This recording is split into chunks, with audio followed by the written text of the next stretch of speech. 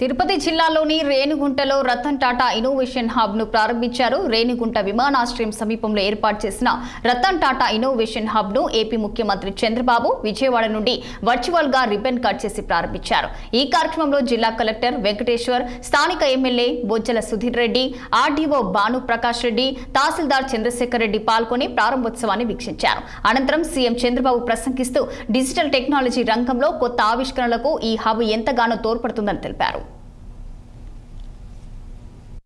ఈ Ratan Tata lives forever అన్నట్టు చంద్రబాబు నాయుడు గారు మరి రతన్ టాటా ఫిల్మ్లోకి వెళ్ళి వస్తున్నప్పుడు ఆయనకు వచ్చిన ఆలోచన ఈ హబ్ అండి. సో ప్రతి ఒక్క ఆంటర్ప్రినర్లో వాళ్ళు సక్సెస్ అయిన తర్వాత దాని వెనకాల రతన్ టాటా అనే ఒక మహానుభావుడు ఉన్నాడు. He always will be reminded, lived forever అన్నట్టు వీళ్ళ ఆలోచనలు నిజంగానే బ్రహ్మాండమైన ఒక వరవడి. దాంట్లో భాగంగా ఈరోజు మేము కలెక్టర్ గారు, ఆర్డీఓ గారు, సబ్ కలెక్టర్ గారు అందరం కలిసి ఈరోజు తిరుపతి మొత్తం 5 చోట్ల మరి ప్రారంభించారు ఒకటేసారి. దాంట్లో తిరుపతి ఒకటి ఉంది ఈరోజు. We are still in the startup called Low Carbon Construction Solution. This is known as G-Brick, which is primarily made of glycerin pitch waste and some fly ash and industrial waste compared to it. And what is the primary advantage of this product was it is having very high flexural strength, high compressive strength compared to the normal conventional clay bricks. And what is the reason? And one more advantage was it is generally manufactured at around 190 to 190 degree temperature around 2 to 3 days.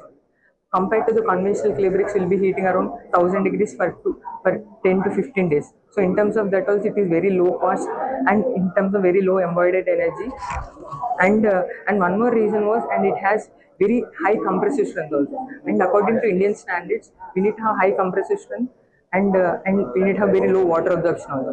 It is having very low water absorption and very high compressive strength also. CCS Low Carbon Construction Solution, which is an IIT Tirupati incubated startup. So basically we are trying to address the unsustainability issues happening in the construction industry.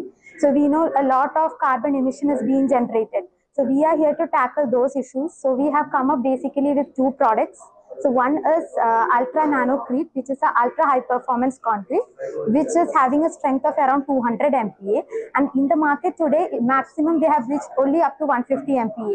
So we have reached 200 MPa and that too at a very reduced cost.